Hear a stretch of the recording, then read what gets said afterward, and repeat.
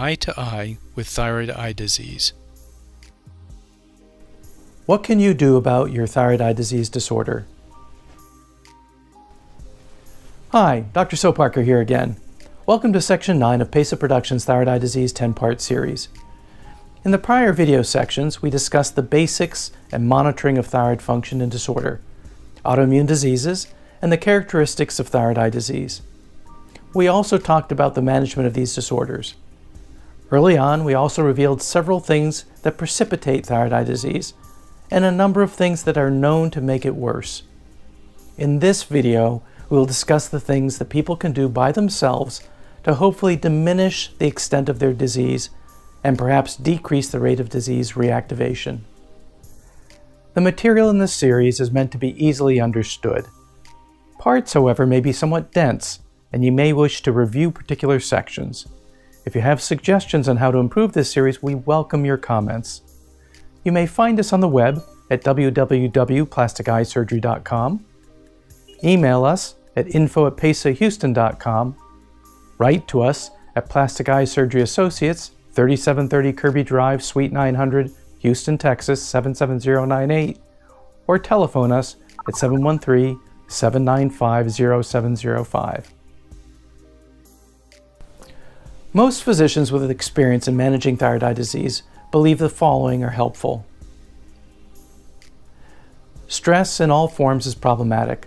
While you may not be able to avoid the physical stress of, say, a fall down the stairs, or perhaps the psychological stress of financial constraints, minimizing the psychosocial stressors in your day-to-day environment is probably important.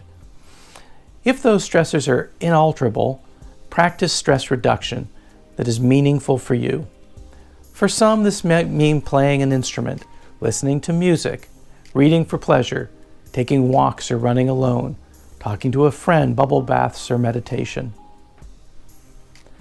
Cigarette smoking and smoke itself should be avoided.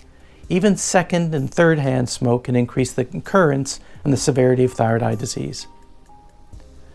People with high-risk thyroid eye disease should monitor themselves frequently for optic nerve dysfunction or worsening eye muscle trouble using the techniques we've discussed in this video series.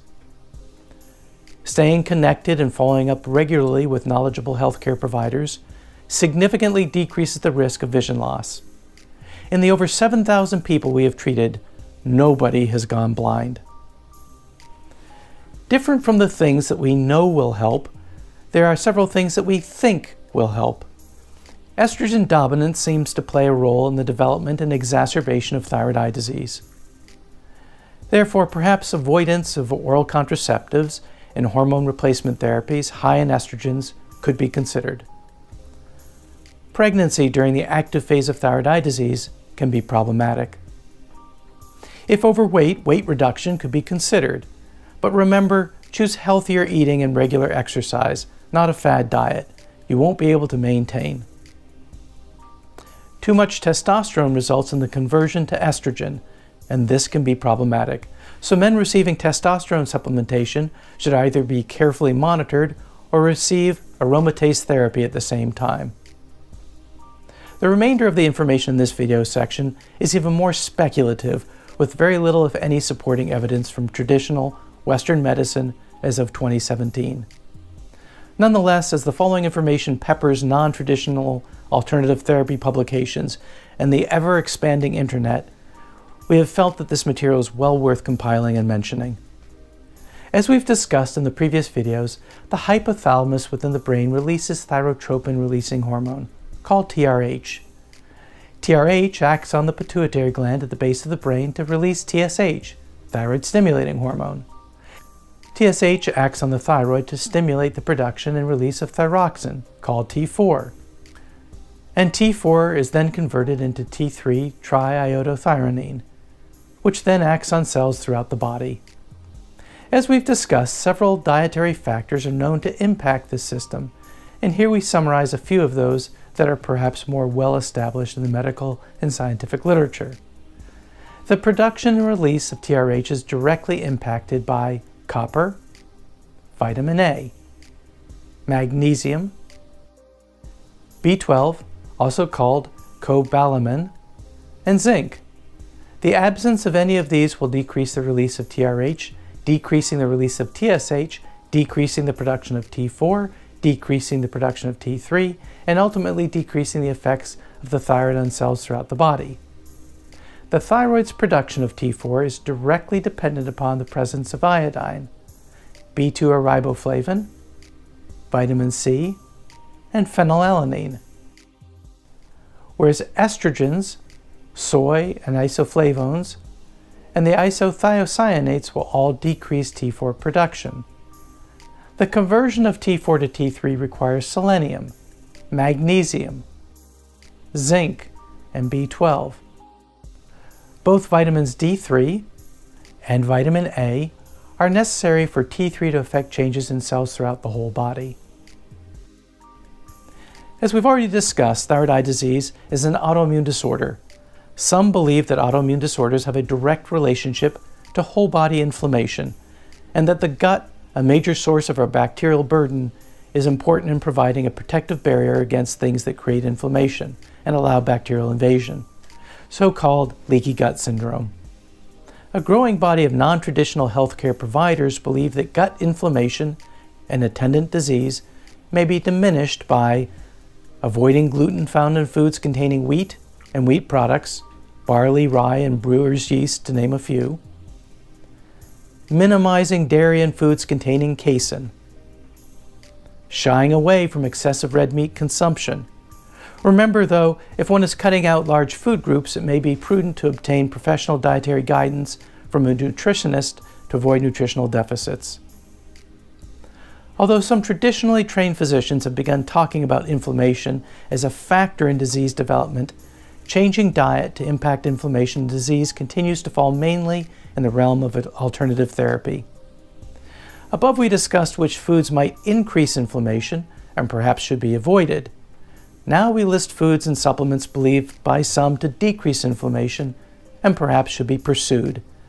We emphasize that as of 2017, the members of this list have not been proven by standardized scientific rigorous study to have a significant effect on thyroid eye disease or autoimmune thyroid disorders. Similarly, the doses listed here are merely rough guidelines, and individuals are encouraged to do their own research and consult knowledgeable providers. Beets are a great source of phytonutrients called betalains, but betalains are greatly diminished with prolonged cooking, and so steaming times of under 15 minutes may be beneficial. Beet greens are also an excellent source of lutein, a carotenoid that is important in eye health. Blueberries contain both powerful antioxidant and anti-inflammatory properties and may have a beneficial effect on memory. I can't remember. Fresh fruits and vegetables, as a rule, are great nutritionally and decrease inflammation. The brighter and deeper colored the fruit or vegetable, the more beneficial, generally speaking. For example, kale provides more benefit than iceberg lettuce. Garlic's impact on the immune system is complex. Some studies suggest an anti-inflammatory effect, whereas other studies indicate immune-enhancing role, helping to control viral infections and some cancers. Glutathione, well known for its antioxidant and anti-inflammatory properties, is poorly absorbed as an oral supplement, but the absorption is greatly increased if taken with N-acetylcysteine. Green tea contains polyphenols, potent antioxidant and anti-inflammatory compounds that have been credited with longevity in certain Asian cultures. L-arginine is an essential precursor to many essential substances in the body and is felt to have an anti-inflammatory property. Papaya seeds have both toxic and beneficial effects, but their anti-inflammatory effects are sometimes exploited to treat arthritis problems. Pine bark extract may sound like witchcraft to some, but remember that willow bark extract is aspirin. Many benefits of pine bark extract seem well documented, including the anti-inflammatory effects. Pomegranates, like green tea, are another rich source of polyphenols, potent antioxidants, and anti-inflammatory molecules. Purified betalains have antioxidant and anti-inflammatory effects. Betalains are derived from various fungi, flowers, and vegetables, most notably beets. Raspberries, like all berries, especially blueberries and blackberries, are known for their antioxidant and anti-inflammatory properties. There are different types of ginseng. The one that has been best studied and seems most clearly anti-inflammatory is red ginseng, also known as Korean ginseng, Panax ginseng, Asian ginseng, and KRG. Taurine is a very important molecule normally found in all people with a wide range of critical effects. Although not an amino acid, its role in the body is just as important. Strong evidence suggests powerful anti-inflammatory effects. Doses as high as 70 grams a day have been found to be tolerated, but the usual recommendation is for 1 gram a day of supplementation. Turmeric contains curcumin, which has been demonstrated in numerous studies to have strong anti-inflammatory effects. Unfortunately, curcumin is poorly absorbed in an available form when taken by mouth. Several options are available to increase curcumin's bioavailability. 1. Addition of piperin found in black pepper. 2. Cyclodextrin coating. 3. Liposomal encapsulation. 4. Nanoparticle formation. 5. Proprietary preparation, as in BCM95. Any of these approaches appear to be effective. The potent anti-inflammatory effects of vitamin A and beta-carotene are well established. Typical maximum dosage is 25 to 50,000 international units per day. Importantly, vitamin A toxicity is a potentially real and significant problem, but concerning doses are typically 5 to 10 times those recommended for periods of over 6 months. Vitamin C antioxidant and anti-inflammatory effects have few rivals. Powders are generally better absorbed than chewables, which are better absorbed than capsules, which are better absorbed than tablets. Dosing should be spread out throughout the day, as vitamin C excess is rapidly cleared from the body. The touted benefits of vitamin D3 supplementation are now legion, although there is a growing body of literature that asks whether low D3 is caused by disease or whether low D3 causes disease. Nevertheless, D3 appears to be involved in minimizing inflammation, and doses causing toxicity are weight dependent and probably below 50,000 international units per day, roughly 80 times the RDA and about 25 times that recommended here. Vitamin E is 400 international alpha tocopherol and 200 milligrams gamma tocopherol, seems well tolerated at these doses for months without toxicity. Like D3 and vitamin C, the anti-inflammatory effects of vitamin E are well established. We've discussed foods and supplements that may increase or decrease inflammation that could potentially impact thyroid autoimmune disease. We've stressed the word potentially, since the direct effects on thyroid disorders and thyroid eye disease have not been clearly proven. Now we'll discuss foods that may have a direct effect on thyroid hormone production and/or absorption from the gut when thyroid supplementation is taken. Remember, there are numerous foods and medications that may inhibit thyroid supplementation absorption, so thyroid hormone replacement should always be taken some 2 hours apart from meals or other medications. Soy, which contains isoflavones, may have 2 deleterious effects on people with thyroid hormone imbalances. The first is possible inhibition of absorption of thyroid hormone supplements, and the second is inhibition of thyroid peroxidase that adds iodine to the tyrosine to make T4 and T3 an essential step in thyroid hormone production. Some have argued that if a person has sufficient iodine stores and is consistent with their soy consumption, thyroid supplementation can simply be modestly raised to achieve the necessary impact. However, the phytoestrogen effects of isoflavones on thyroid peroxidase and other steps in free T4 and T3 production is potentially a bigger problem. The fact that over 90% of soy products in the USA today are GMO does not really play a role in this discussion.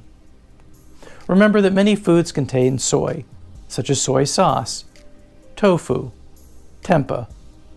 You should read food labels carefully for hidden soy ingredients where you may not expect them. Many foods such as mayonnaise, mustard, and ketchup, for example, contain TVP, textured vegetable protein, or TSP, textured soy protein or soybean oil.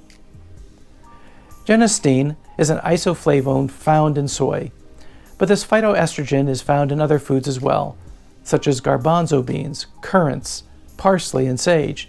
but it is perhaps the most problematic in fava beans and coffee beans. Cruciferous vegetables contain isothiocyanates that also block thyroid peroxidase and other essential enzymes within the thyroid hormone pathway. Prolonged heating, as in cooking, significantly reduces the impact of soy and crucifers on thyroid hormone production, but cooking also diminishes the overall benefit of these foods. Bottom line, everything in moderation. And if you take a thyroid modulating medication, try to be consistent in whatever amount of soy and crucifers you consume. Common crucifers include broccoli, Brussels sprouts, cabbage, cassava, cauliflower, kohlrabi, millet, mustard, peaches, peanuts, radishes, rutabagas, spinach, strawberries, and turnips. We've talked about foods that may increase or decrease inflammation, and about foods that one may wish to limit or at least be very consistent in their consumption while taking thyroid medication. This last section includes a list of foods and supplements that may be beneficial in the face of thyroid disorders. Selenium is a trace mineral that not only has anti-inflammatory properties and protects thyroid from too much iodine, but it also has significant impact on enzymes throughout the body, including participating in the conversion of T4 to T3. Although still somewhat controversial, in people deficient in selenium, replacement has been shown to possibly decrease the severity of autoimmune thyroid disorders and perhaps thyroid eye disease. The RDA dose of selenium is 55 micrograms per day, but toxicity is not felt to develop until 100 to 200 times that dose. Luckily, serum and urine selenium levels can be measured. Magnesium is essential for the conversion of T4 to T3. The RDA for magnesium is 310 milligrams per day in women and 400 milligrams per day in men. Many foods contain magnesium, including dark leafy greens, nuts, seeds, fish, beans, lentils, dark chocolate, and whole grains, to name a few. 100 to 200 milligrams per day is a reasonable supplementation, since too much magnesium can potentially cause serious problems, but more minor complaints of nausea and diarrhea will usually prevent further consumption.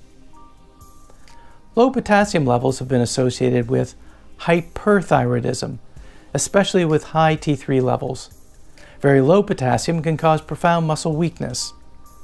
Dietary potassium of 4 to 5 grams a day is a reasonable intake. However, too much potassium can be life-threatening. Blood levels of 3.6 to 5.5 millimoles per liter is the normal range for potassium, but if the levels rise above 6 millimoles per liter, that may be life-threatening. So especially in people with high thyroid, potassium levels should be carefully monitored. Iron levels should also be carefully monitored in someone with a thyroid problem. Iron is required in the conversion of T4 to T3 like selenium. In the presence of low iron levels, T3, the superthyroid hormone, is not effectively produced, and someone may be hypothyroid. Curiously, the reverse is true as well. If T3 and T4 are low, the acidity of the stomach decreases and the gut's absorption of iron, among other vitamins, is reduced. So iron is required for thyroid hormone production, and thyroid hormone production is required to absorb iron. One can see how a deficiency in either one can lead to a rapid downward spiral. Zinc, like iron and selenium, helps to convert T4 to T3 and decreases RT3 production. However, too much zinc decreases copper absorption, so take copper 2 milligrams for every 15 milligrams of zinc, with zinc 30 to 50 milligrams a day. Zinc citrate is well absorbed and has less of a metallic taste than some of the other preparations. Copper is an essential cofactor for TRH, or hormone produced by the hypothalamus in the brain that stimulates the release of TSH from the pituitary, which in turn increases thyroid hormone production and release.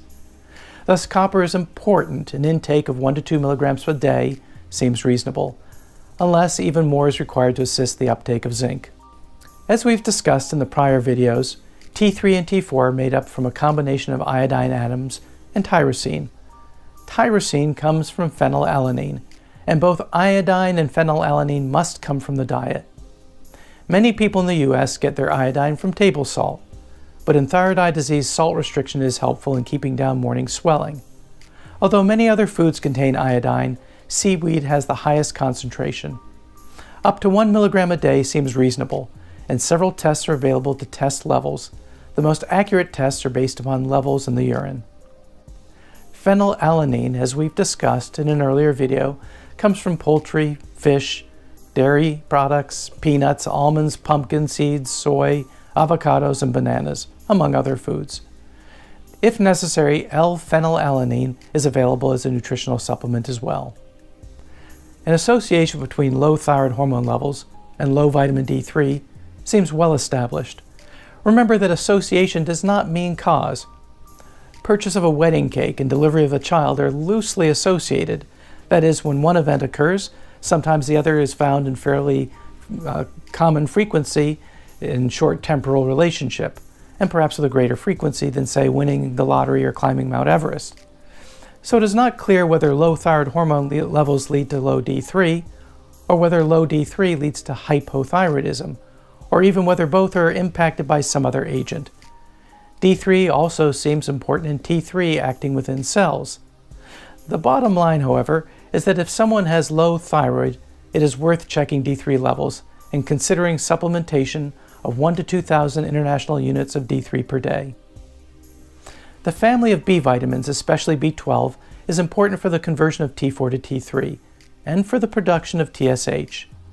Blood levels of B12 are easily obtained and should be measured in anyone with hypothyroidism.